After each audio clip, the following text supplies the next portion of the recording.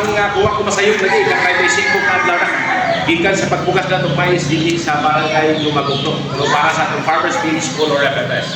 O niya, base sa atong cultural management practices, kung ang atong mais mag-edad na gani o 35 ka adlaw, gikan sa pagbukas na no? Katong buhaton na mag-abuno ta mag-spray ta. So na ko ihatag pang-spray niya, no? Kaya kung ang atong mais mag-edad na gani 35 ka adlaw, kung sa tao ka na, mura na siya daga na, nagulitaw na. No? So, sa mais pa, in English, reproductive stage.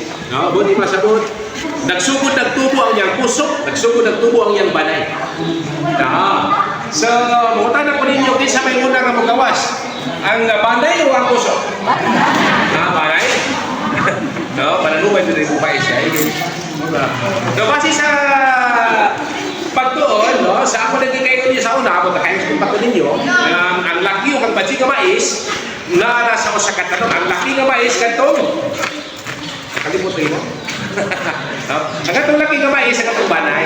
No? Tungkol kay sa banay, naaman diha ang laki, ang mao. No? Ang banay, ang mao, iligukad sa banay, ugawas ang mao.